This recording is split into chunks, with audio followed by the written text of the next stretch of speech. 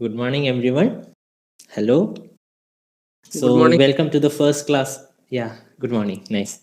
Welcome to the first class of ANARC.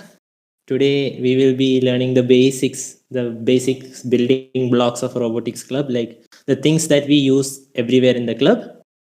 Okay. And yeah, let's not hurry. We have 1 hour left. We have only 4 topics to finish. So, firstly, let me introduce myself. My name is Rishabh Navaneet. I am a third year physics student uh, of NIT Agartala. I am very much interested in robotics. That's why I'm here. And yeah, I don't want you all to introduce yourself. We will get to know by the end of these classes. We will get to know each other. And that's it. That's about myself. And about the class, what I have to tell you, this may sound a bit cringe. The thing Okay, is, so 1 minute, Rishabh. One thing he doesn't have like completed his own introduction. He is also like has took the responsibility of the president position of the club, and I'm really thankful to him that he has supervised the whole class, planning the whole class thing, all the Discord and reaching out to all the first year, and also like I'm thankful to all the second year members. They have also a huge contribution with Rishabh to make this happen. Yeah, thank you. that's it. Thank you, Pinaki. Okay. So, yeah, continuing. Yeah, the cringe thing that I was going to tell is all have to ask doubts, okay? You have heard this from everyone. Same thing I also have to say.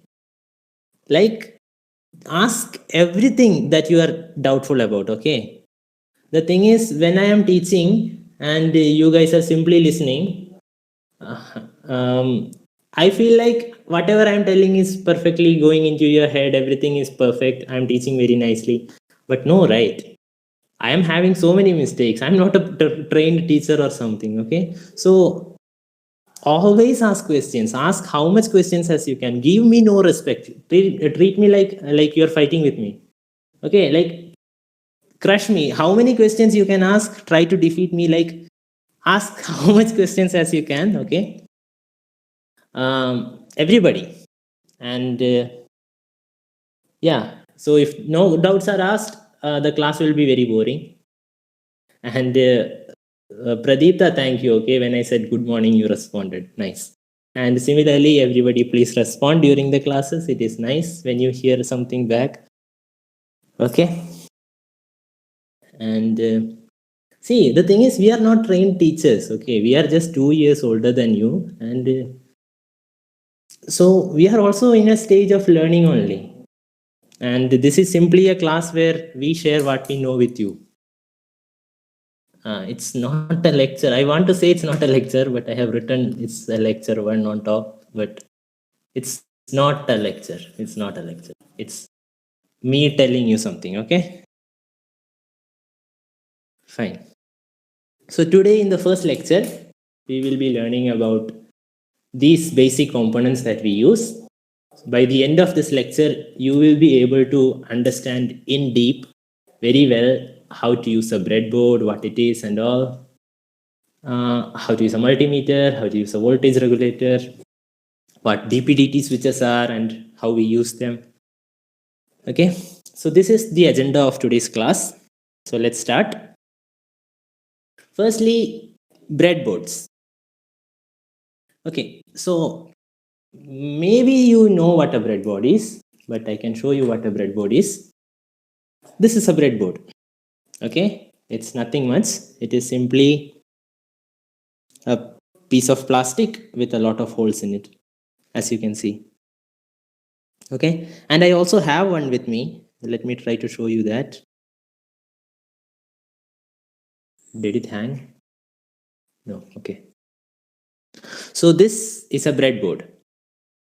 Okay, this is the same as the photo that you have seen. It has so many holes. Okay, and let me rip this apart for you. Okay, so you can see it is nothing. It is simply so many holes on one side. And at the opposite side, you can see there are metal clips like lines, right? And you can see that all the holes in one row are connected together, right? Yes, bhaiya. Yes, bhaiya. It's connected at the back through a metal clip. So all these holes which are in one line are connected together. Okay. And at the side, on this thing, it is a bit different. On the side bar, all pins are connected like this, right? As you can see, they are connected by a single long strip, which we will see later. Let's drop that. Let's look at this.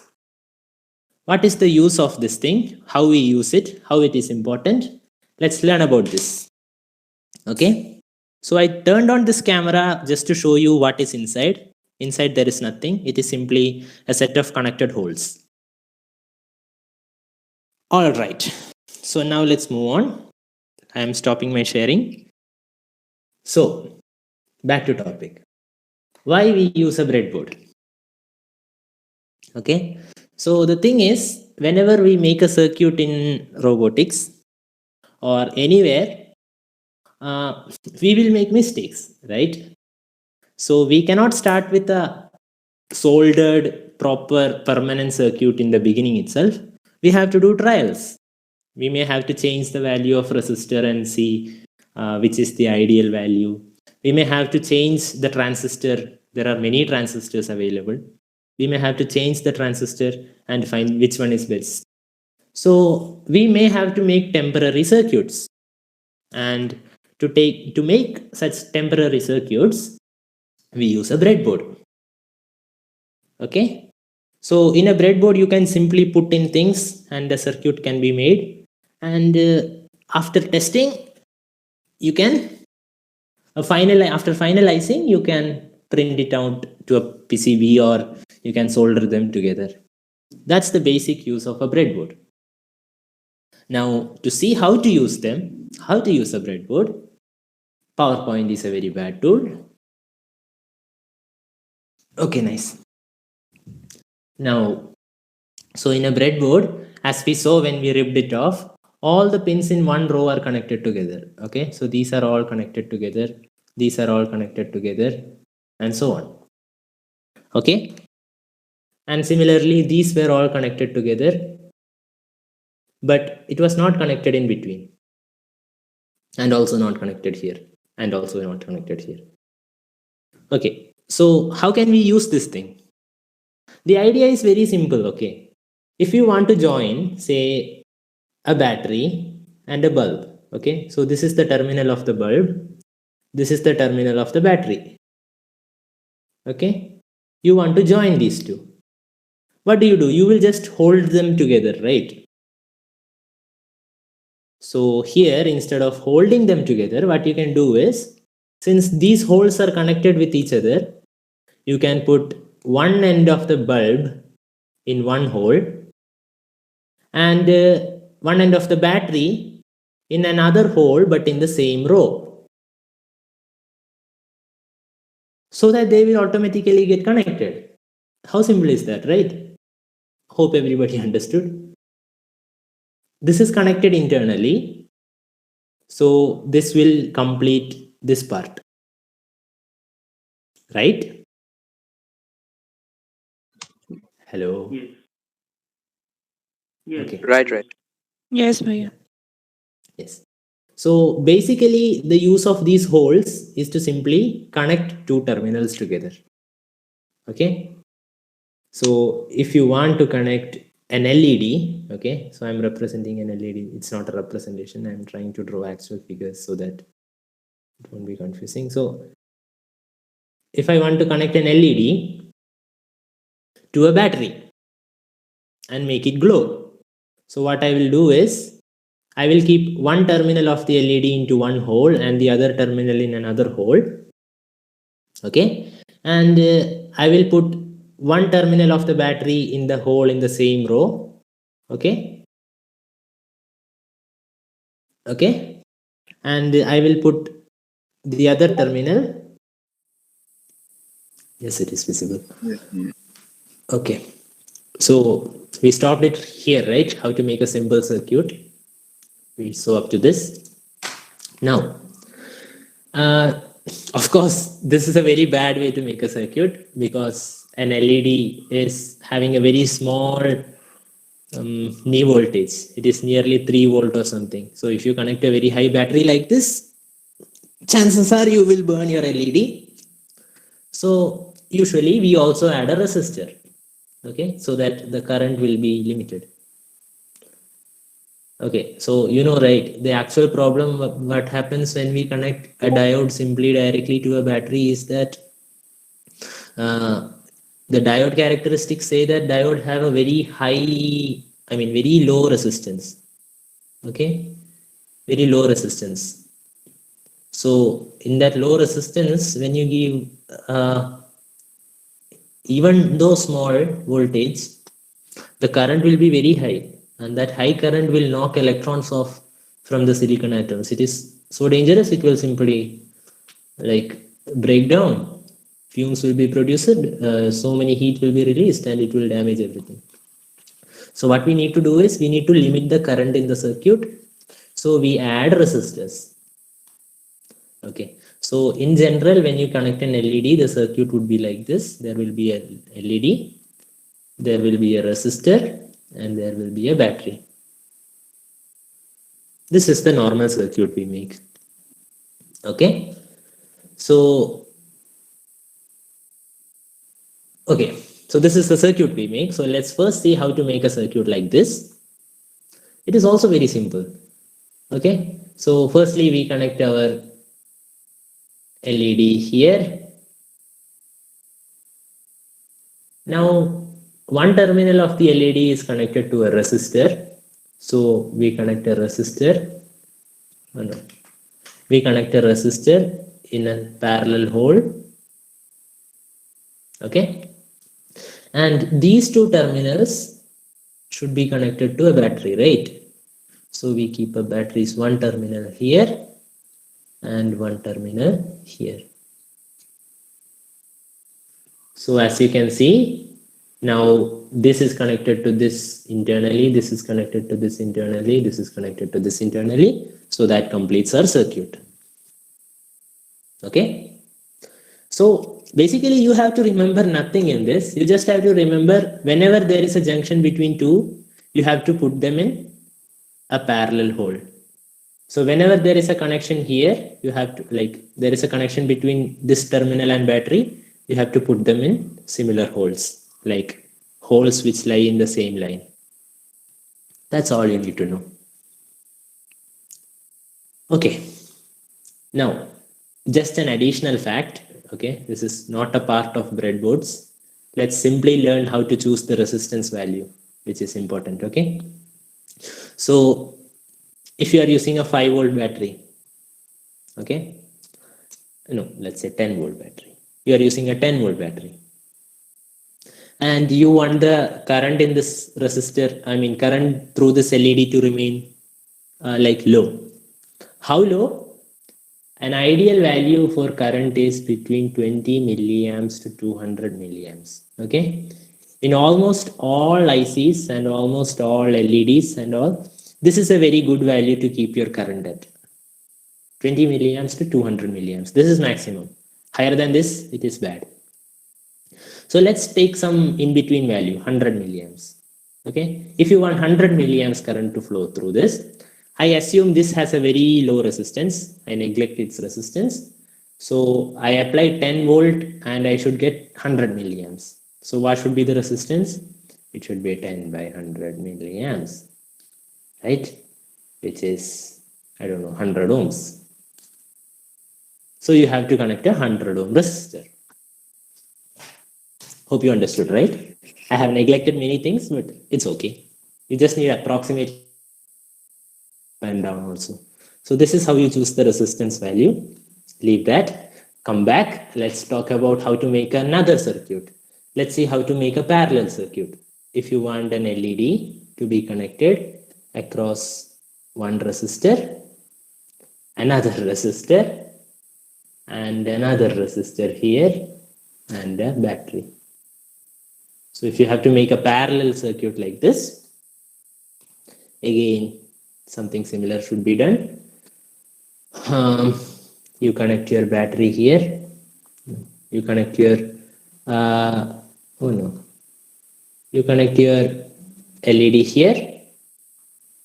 You need one resistor to be connected to this LED, this one. So we keep that.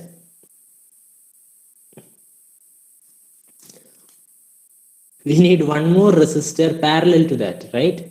So these two resistors have the same starting point and same ending point. So it is like another resistor from here to here. It is making sense, right? Then you have battery, resistor, back. That is something that we have already done. You need a battery. Starting from here, you have a battery. Okay, you connect a battery here.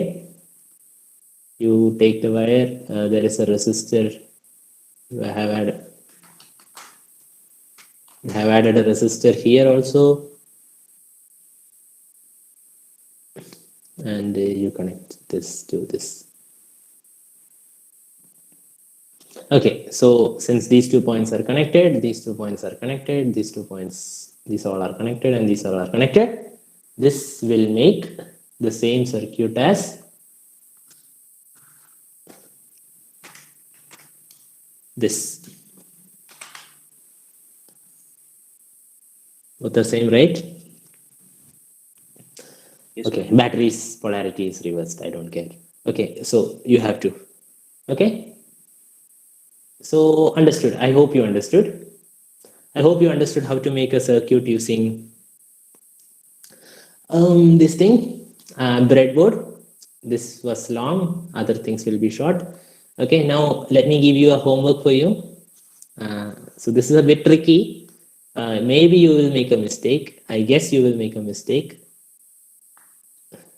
I want you to make this resistor combination on a breadboard.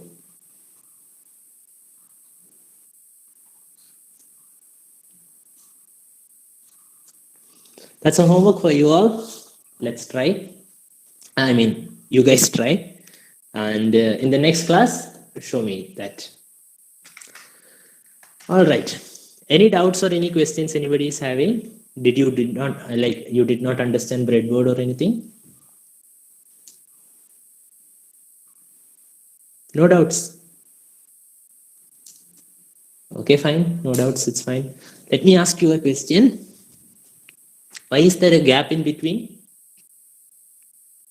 Can you see that? So anyone that means they wants are to not connected. That means the upper circuit and lower circuit are not connected. Yeah, yes, very good. That's correct. This one and this one is not connected. So we can use Yes, separate circuits here and here. Also, can I ask you, like, why is the gap a bit larger? Like, the gap seems to be of some, like, it may seem like a stupid question to ask, but why is the gap of this Maybe it thickness? will be a short circuit for two circuits. Short circuit. maybe some for break करने के लिए. Induction can happen. Yeah, okay. Nice point. Like, induction may happen. To prevent induction, that is done. Okay. But actual reason for that gap is, as you can see in the PPT, do you see one thing connected in between those Yes, two rows? transistor. This thing? I see Uh, something. You see this thing? Can you see my mouse? It's called it's a an microcontroller. Okay. A very large number of, it's an IC. It's an integrated circuit. Okay. So IC chips come at one particular thickness. So these ICs, they come in a fixed width. And this gap between two lines is made perfectly for that ICs to fit. Okay. So what we can see is, in a breadboard, there are two connected rows, like these are all connected, and there is another line in which everything else is connected, and an IC will fit perfectly here. Okay, so every terminal of an IC is connected to different lines, so we can use an IC properly. So that is why this gap is put. Hope you understood. Now, so this is the kind of questions I want you to hear. Like, question everything, every simple thing that you notice, question everything that you notice, and the class will be much better. Any doubts?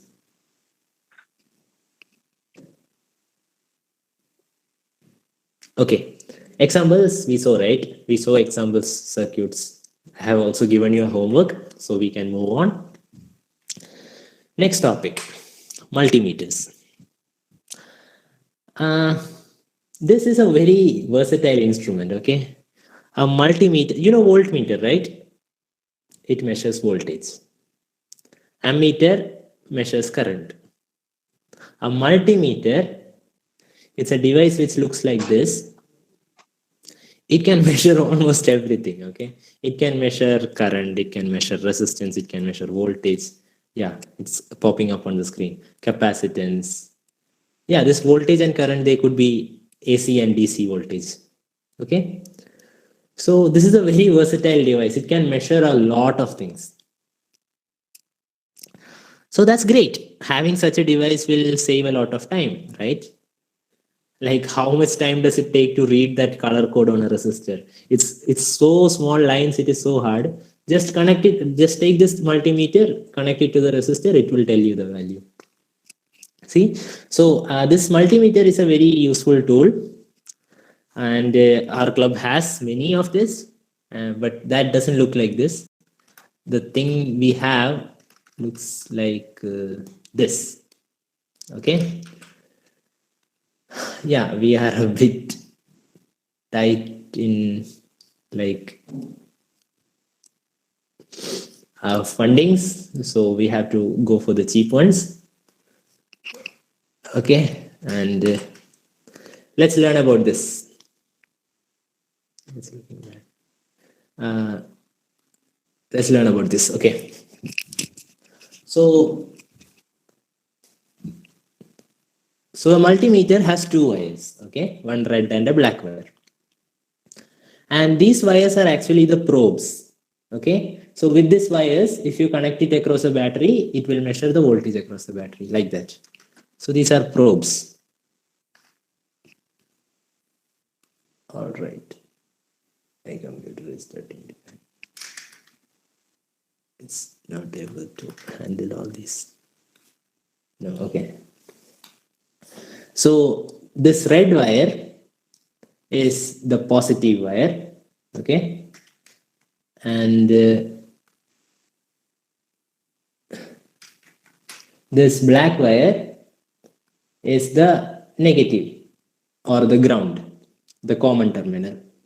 Okay, so as you can see, this multimeter has so many settings. It can measure voltage. Okay, it can measure voltage. So this area from here to here is to measure voltage. You just have to turn this knob to face this place and you will measure voltage. You place it here and it will measure what? AC voltage. This is the symbol for, yeah, this is the symbol for AC voltage. This is the symbol for DC voltage. Turn this device to here, the position where it is right now. It will measure DC current. Okay, it measures DC current, and this all places to measure DC current. This is also to measure DC current. This is rated 10 amps. It can measure up to 10 amps. And here, down here, what do you have? This region is to measure Resistance. Resistance. yeah, Resistance. resistance. Yes, resistance. Nice. So this region is to measure resistance. And then we have two more features, this one and this one, which we will come to. And if you are using a bit more higher version, like a bit more costlier version, which it will also have a region to measure capacitance. Okay, it will be marked F for farads, just like ohm, V, and A. It will be marked as F, and that region will be for capacitance. Okay, now let's move on to these two things. These are very important things. These two, and there should also be one continuity checker. I think this is the continuity checker only. But continuity checker comes with this symbol, beep symbol. Excuse me, Bhaiya. Small doubt. Sorry to interrupt. What's continuity? I'm coming to it. I'll tell you. Okay. So hope you understood voltage, like how to measure voltage, how to measure current, how to measure resistance and capacitance. Now, you may be seeing that voltage has so many divisions. 200 milliamp, 2000 milliamps, 20 amps, 200 amps, I'm saying amps, sorry, volts, and 1000 volts. Okay. Do you have a doubt like why this is there? Yes, Bhaiya. Yes. Okay. So the thing is, if your knob is at 200 milliamps, it can measure up to maximum 200 milliamps. Okay. If it is at 2000 milliamps, it can measure maximum up to 2000 milliamps. If it is in 20, it measures maximum up to 20, and so on. And you may also ask the question, why can't they keep just one voltage level, like one level for all voltage, and display with M here, like M volt, like that? They could do that also, right? But the problem is, it is not possible because same circuit cannot measure 200 milliamps and 1000 volts. Sorry, 200 millivolts and 1000 volts. It cannot measure both. Okay, like a 200 milliamps millivolt measuring circuit will blow up when 1000 volts is given. So all these knobs control different circuits, each for different voltage levels, and so it goes with current.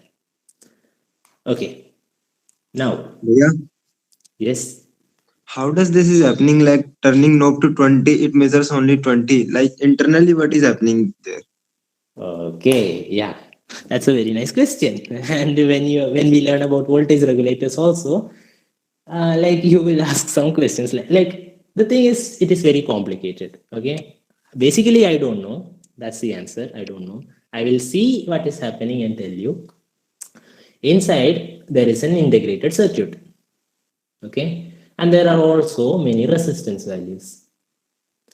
And what it does is basically I don't know. Okay, I'll tell you tomorrow. I have opened it once. I have seen so many resistors connected like parallelly, and whenever we switch the knobs, it switches its position from one point to another. That's what is happening internally, but I basically don't know how it is measuring voltage. I think it is like this. An IC can measure any voltage from this range to this range. Okay, say 0 to 3 volt. So Brother? when we give yes. What will happen if we connect in 2000 milliamp and measure 20 amps? 2000 milliamps and measure 20 amps. If the knob There is is an internal fuse. Yeah, that's a nice question. There is an internal fuse. Okay, there is an internal fuse inside the circuit, and at 20 amps, it will break. It can, like at very high current, it will break. That fuse will break, and you will have to repair your multimeter. But your question is valid. Like if you are setting it to 200 microamps and measuring 200 milliamps, the fuse will not break. It will simply show like 0 here. Sorry, 1 here. It will show 1. The display will show 1, and this internal IC just shuts off and it simply shows one on the screen. One. It will show you 1. That's what happens. Internal IC will shut down to prevent high current, and the screen will show 1. That's what happens when you keep the settings in 200 milliamps and connect 200 microamps and connect higher currents. Okay. But the question about what happens inside, that's a nice question. I will try to answer that tomorrow. Brother, will it restore if we connect it to the right knob?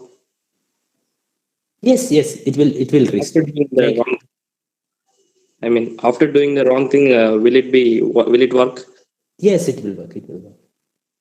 Okay. Because internal IC is shut off from the circuit. It is prevented from like crashing something. भैया HFE full form क्या है? Okay, HFE means the beta value of a transistor. Okay. HFE is actually a short form for it's actually HFE. Okay. And HFE is actually defined as output voltage, I don't know, output current by input current.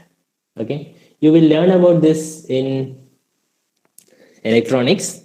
It is basically anyone who will be in the like having any subject measurement measurement or something. It was I don't remember the name. That includes all those voltmeter, ammeter things, all the internal structures. You will read that for a whole semester. I don't know. Maybe there is. You will have classes about this. Yeah, I can assure the electrical people, but not the others. I'm not sure. Maybe electronics too. Okay, but basically H parameter is what it is called, and there is not only H parameter, there is also a Z parameter, and these two are the parameters that you will come to learn. But HFE basically is the gain of a transistor. Okay, it's called gain of a transistor, and maybe you have learned this because it is there in your physics textbooks, but probably you are not taught this. So there is a device called a transistor, and it can amplify currents, and the amount of amplification is given by the gain value, which is I out by I in. The amount of current it outputs divided by the amount of current it input, like how much current we give in. So if we give say 100 microamps to the system, it gives 10 milliamps. Then what will be the gain? It is 100. Okay, so it has a gain of 100. Okay, so hope you understood. That is HFE. So what you have to do is you have to put a transistor in this hole, base, collector, emitter. Put a transistor in this hole and keep the knob at HFE, and the circuit will automatically calculate for you the gain value, and it will print the gain value on the screen like 200, 100. It's an advanced thing. You will not be using that, so don't worry about that. Let's worry about all the rest. Who asked that question?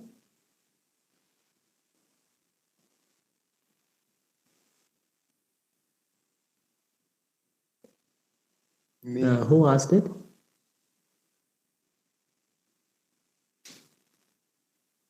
Did you understand? Yes, भैया. Okay.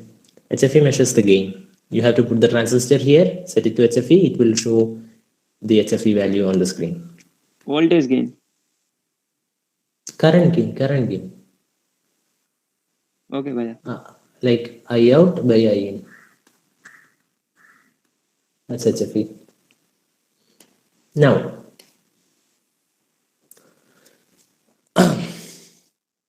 okay, we saw all the settings. We are left with continuity. So, continuity is something that we need a lot.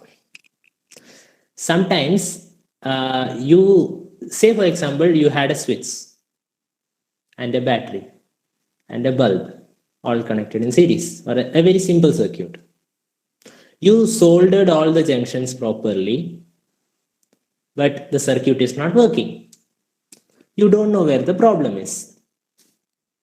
So at such moments, we use continuity checks.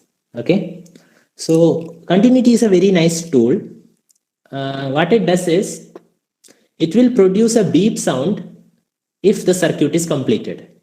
Okay. Like say this and this are the terminals of the multimeter. If there is some conducting path between them, if the path between them is conducting, okay, this is the multimeter, then the multimeter will produce sound. That is a continuity check. If a circuit is if this point to this point is continuously connected, then it will produce a beep sound. Okay. So this can be used here. Like we can check every junction. We can take the probes and come here and check, is this soldering proper? If it produces a beep, that means this connection is proper. Then we can go here and keep and check. And if it produces a beep, then this is also properly soldered. So like that, you can check every junction and you can make sure that with continuity check, you can make sure that everything is connected properly. Okay. Understood? Yes, Bhaiya. Okay. Yes, Bhaiya. Any doubts? How to use continuity? This continuity checker. Okay, fine. Next topic. So we learned how to use a multimeter. We learned what a multimeter is, its uses, how to use also we saw how to use them. Okay. Moving on. Now we have the next topic, which is voltage regulators. This is a very nice thing. Another very important thing. A voltage regulator is a device that gives you a constant voltage output. So let's say you are using an Arduino. Okay. So Arduinos, they preferably work at 5 volts. It is best to work them at 5 volts. Any voltage higher than that, up to 24 volts, will be supported, but I think it is best to use them at 5 volts. Okay.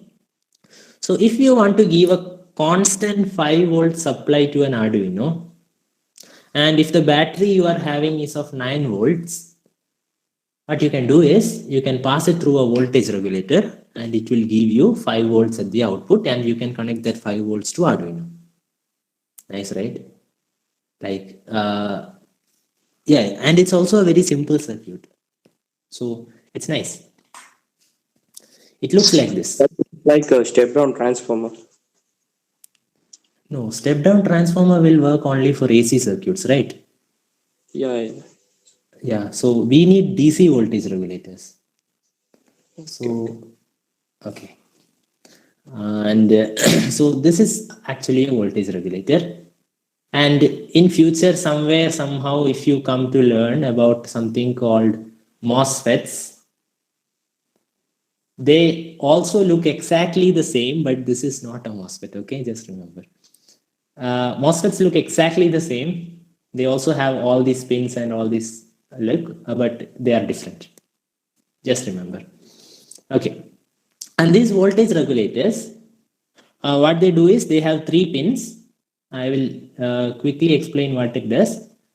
One pin is called the input pin. The other is called the ground pin. And the other is called the output pin. Okay. Between input pin and ground, you can give any voltage from 9 to 24 volts or any voltage. Okay. There will be a limit which will be given in the data sheet, but let's say any voltage. And at the output pin, with respect to this ground pin, you will get 5 volts. Not 5 volts, some fixed value volts. That is what a voltage regulator does. At input, you can give any voltage. At the output, with respect to this ground pin, you will get a constant voltage. Even if this voltage is changing, this voltage will not change, it will remain fixed. Okay, so this thing comes in very variants. The name of the thing which you can see on the screen, its name is LM7805. Okay, and a 7805 IC will produce a constant 5 volt output. A 7812 IC will produce a constant 12 volt output. 7809 produces constant 9 volt output. Hope you understood, right? So the last 2 digits will give you an idea about what the voltage is. There is up to 7824. This is maximum. It gives 24 volt output. Okay. Someone, Yeah. yeah. Yes, Bhaiya. I was asking, can I increase the voltage? Oh, the output voltage. Yes. Yes, that's a nice question. I will come to that. Okay. Actually, like when we hear about voltage regulators, like it is giving a constant voltage output. Is it possible for 7805 IC to output any voltage higher than 5 volt? Like, right? No, Bhaiya, no. I was asking, like, if we use a 7824 volt and in between in and ground we use 9 volt, can the output still give a 24 volt? Okay. No, it cannot give you. If the voltage is input voltage is higher than the output voltage, it will give you. Okay, Bhaiya, thank you. The characteristic is more like this. It goes like this.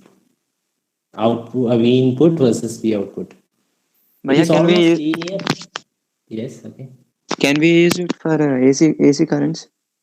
No, you cannot use it for AC currents. Bhaiya, is there Because- any limit on current draw? Yes, there is. There is a limit on current. The thing is, more the current we give, the hotter the IC gets and it breaks down. In general, as I told you, the 7805 IC also has a maximum current rating of 200 milliamps. You should not exceed that value. There is a current limit. Yes, good. There is a current limit. 200 milliamps is the maximum current you can give. Bhaiya, Okay. a small doubt. Yes. If you want to alter the range of voltage differences out of this range, like above 24 volts, like what are the instruments that will be used? Okay, nice question. Like if you want to vary the output voltage, we have many devices. Okay, I will come to that. No, we will discuss about that itself right now. The thing is, there is a different IC. This 7805, 7812, 7809, they can give only a one fixed voltage value. They can give 5 volt, 12 volt, 9 volt fixed values. There is an IC called LM317T. A very important IC. This can give variable voltage outputs. I think it is somewhere between 3 to 37 volts or something. Like we can we can choose the correct resistance values to make this LM317T IC give any fixed value output that we want. Okay, between 0 and 37 volt. Okay, so let's learn about that a bit. So LM317T, they are also voltage regulators, and they also have 3 pins: input, output, ground. And they have this property that whatever voltage we give between input and output, ground and out, whatever voltage we give between input and ground, okay, they will produce a constant voltage of 1.25 volts across ground and output. Let's call this V0. It is always fixed. Okay, no matter what voltage you give at the input between input and ground, like it will give always like the constant voltage of 1.25 volts between ground and output. And we are going to manipulate this device a bit so that it can give any voltage that we require. Idea is very simple. It will give whatever voltage is between ground and output, right? So what we do is we take the output and we give a part of output voltage at the ground. Okay. So now the ground is not at 0 voltage. Okay, maybe it doesn't make sense. Okay. When you have two resistors connected together, okay, like this, you are giving 5 volt here. This part is grounded. You can also imagine it like a battery connected like this, but that is bad. We should not do that. Okay. Now, what will be the voltage at this point with respect to ground? Or in the previous case, what will be the voltage between this point and this point? You calculate it like, voltage is proportional to resistance, V is equal to IR, current is same, so voltage would be R1 by R1 plus R2 of 5 volt. Right? The current in the circuit is 5 by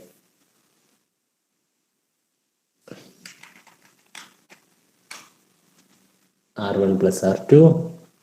So the voltage across this one would be I into R1. I into R1. Oops. I into R1. So the voltage across these 2 points will be R1 by R1 plus R2 of 15 volts. Okay. So we are doing that. We take the output voltage. We give R1 by R1 plus R2 of that output voltage here. So in between these 2 terminals, this device will always maintain this 1.25 volts. So at the output, you will get more voltage. I'll show you. So the voltage at this point, okay, the voltage at this point, which is voltage at here, it is, if this is R2, this is R1, it is voltage at here is R2 by R1 plus R2 of output voltage. Okay, voltage here. Voltage here is V out. So this device has a property that it will always maintain 1.25 volts between these 2 points. So we can say V out minus the voltage at here minus voltage at here will always be 1.25. Voltage at here is R2 by R1 plus R2 of V out. That is always this 1.25 volts, which is, I will call it V0. Okay. So you can simplify this, right? V out into R2 by R1 plus R2. 1 minus R2 by R1 plus R2, which is going to be R1 by R1 plus R2. It's equal to VO. So V out is V0 into 1 plus R2 by R1. Boom. So we can value the resistance R2 and R1, and we can set the V out to be any value we want. So this is how we can program an LM317T to give any voltage output we wish. Okay, I hope you didn't understand this. I just went through this very fast, but if you understood, nice. If you didn't understand, it is fine. I'll send the notes. Just go through this. You will get it. Because we have 2 more topics to cover. That's right.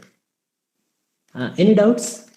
Obviously. Same as a transistor mechanism, Bhaiya. Yeah, yes. It's like a feedback loop. We take the output, we give it to the input so that we give it to the ground so that it will stabilize. Somewhat like a transistor mechanism, yes. So we are manipulating the fact that this IC will always display 1.25 volt between these terminals and taking some output voltage and giving it to the ground. So we get this plus 1.25 at the output. We finished the voltage regulators to an extent. We learned how to use a voltage regulator. We learned the naming, how we can choose the correct voltage regulator. We saw the uses. No, we didn't see the uses. It can be used in Arduino to regulate voltage. It can be used in like LED circuits and all, where you cannot use a 9-volt battery. And of course, everywhere, anywhere you need a constant 5-volt source or 9-volt source, unvarying.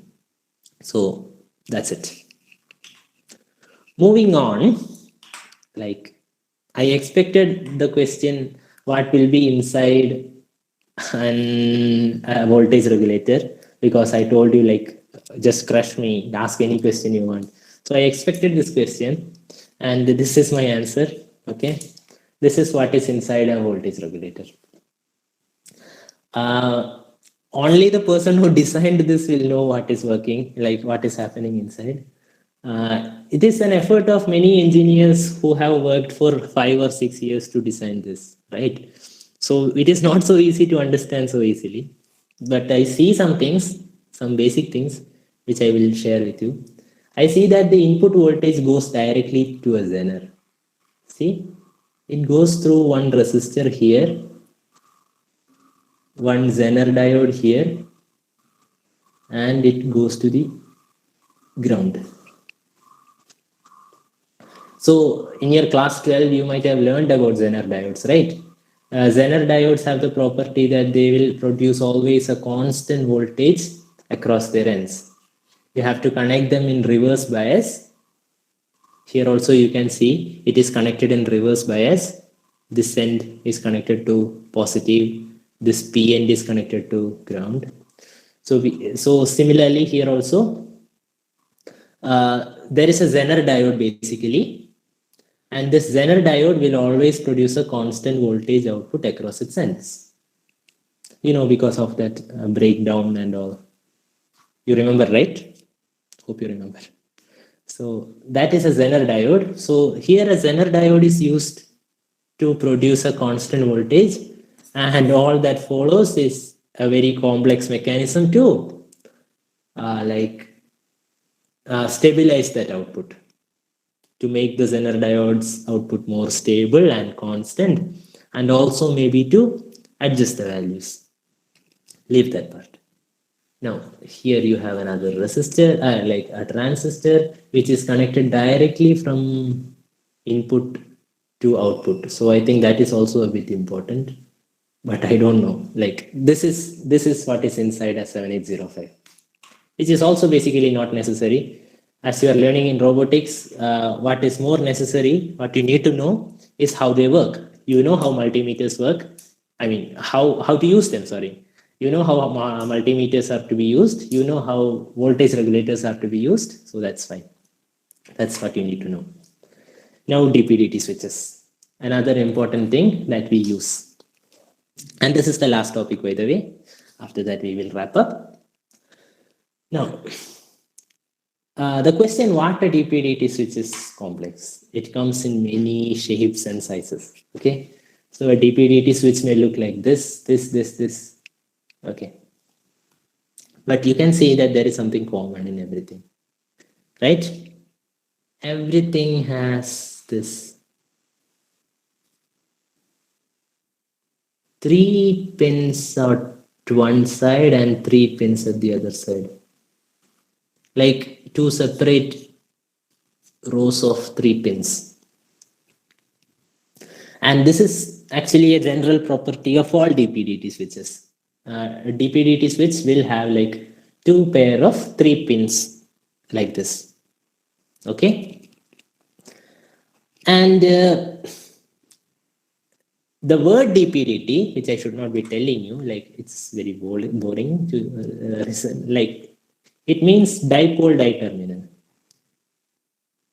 Okay, it means this. So the word pole refers to how many circuits you can connect to a switch. Okay, so in this case, you have 2 independent circuits that you can connect to this switch. So we call it 2-pole. You can connect two circuits, so it is 2-pole. And it's called 2-terminal because in a usual switch, there is only two terminals, right? Okay. If it is off, the circuit is off. If it is on, the circuit is on. But in this switch, there is three terminals. When it is off, when it is on, this circuit is off. And when it is to that side, when it is on this side, it is off on this side. So it's like you can toggle between on and off together.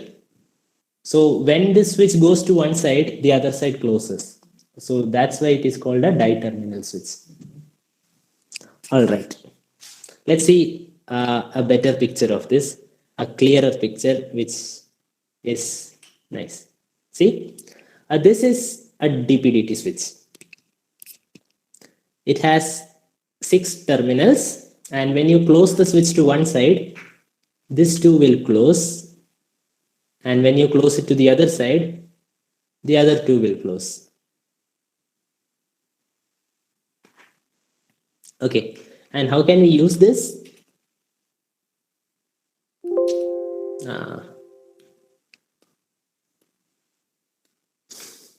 It's hard to explain in PPTs. Okay, so a DPDT switch, listen carefully, okay? This is a very nice thing, okay? So in a DPDT switch, you can at a time control, okay, let's see.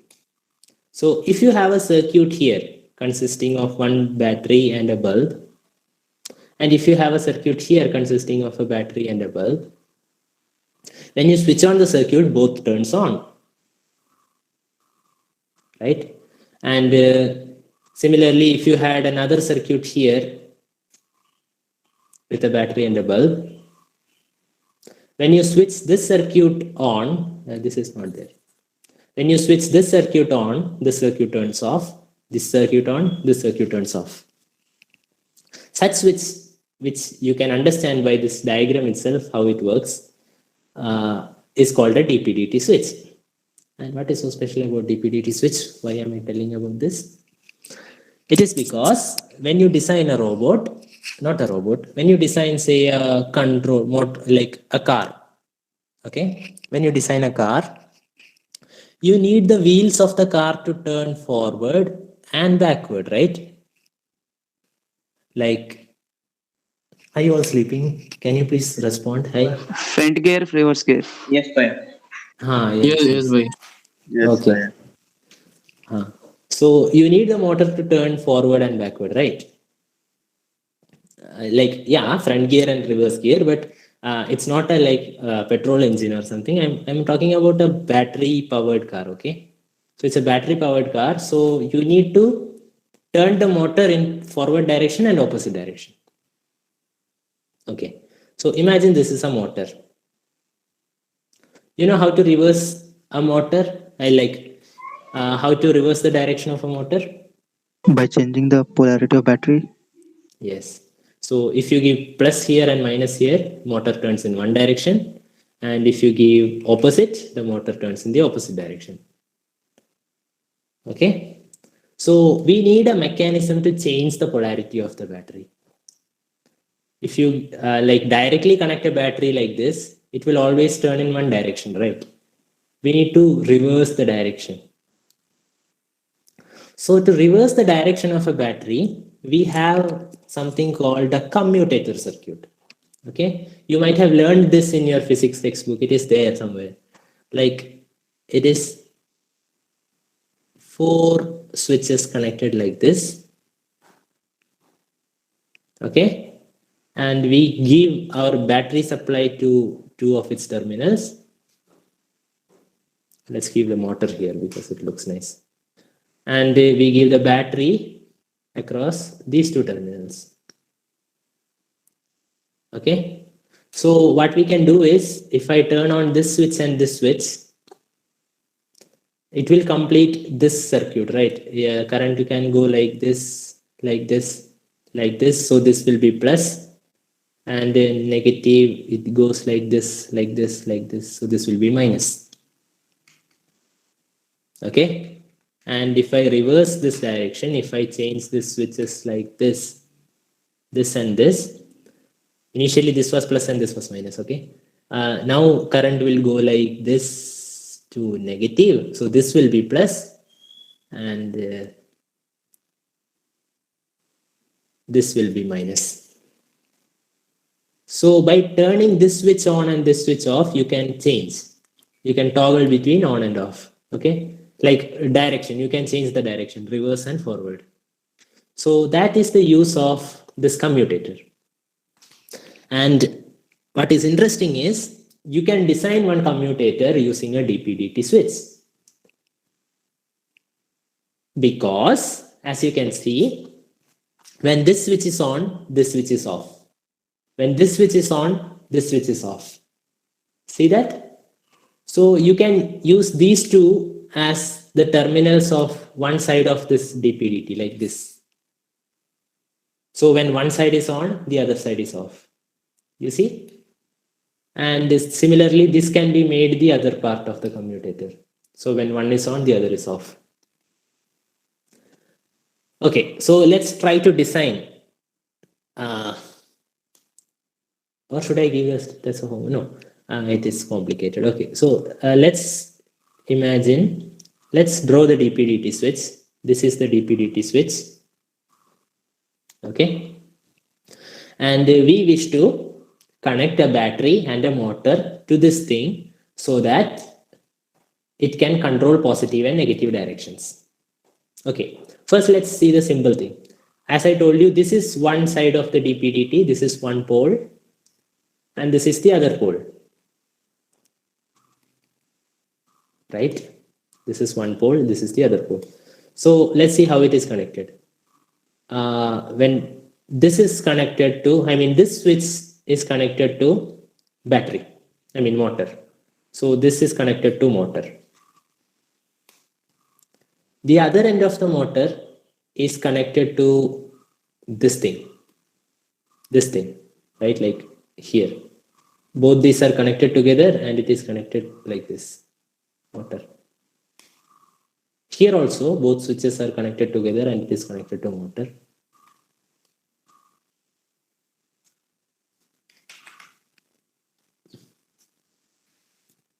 So a motor is connected like this. Then we see that what is done? Well, this is two individual switches, right? When one switch is on, the other switch is off. So it is like this part and this part are the two switches. So we have connected the battery in between them. Battery positive. Okay, it's not connected. Okay, this is not connected. Battery positive. And we have given battery's negative terminal here. So this was the circuit. This is almost like the circuit, but this will not work. Okay. So what the problem with this is, as you saw in this circuit, when you turn this knob to this side, both this will turn on, right? At both the poles, it is turning on. That means this and this will turn on together, which is not what we want. Understood? Like right now when this is on, this is off. So it should be like this part of the switch is ulta. Because, how can I explain that? This part, like the connection which we made right now, what will happen is, yeah, that will be nice. So if I turn on the switch, both these will turn on, both these will be off. Is that what we want? No, we want this to turn on and this to be off. It should be like, when this is on, this should be on. Okay. So what we can do is, we can just change this. Instead of connecting this wire to both these terminals, you should connect this to here and here. And you should be connecting this motor not to here, but to here and here.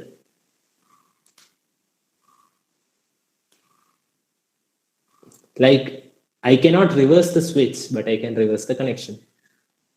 Now let me make this a bit neat and explain how it works. So these two will be connected. This will be connected to this. This is connected to motor. This is connected to motor. Now it doesn't matter if I connect here or here, it is same. Okay. Now let's see how it works. Oh no.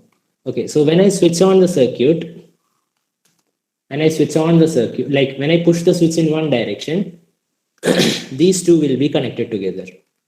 So battery's positive will go like this to here.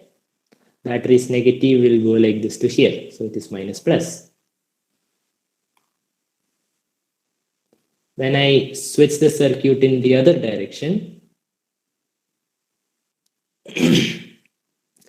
this side will go to here.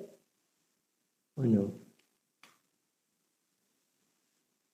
Oh, sorry. I wrote plus and minus opposite last time. When it is like this, this will go to here. It is plus here. And this will go to here and it is minus here. And when I reverse the circuit, like when I switch it to the other side, this side will become positive, this side will become negative. I doubt if anybody, like if you guys have understood properly. If you have understood, nice, great. You have great capabilities of understanding. Okay, even with a bad teacher, but like this is the thing, okay? If you go to home and try to practice how to convert this to this, I will give that as a homework. You try to intuitively understand this thing. You can, it is very easy. Okay.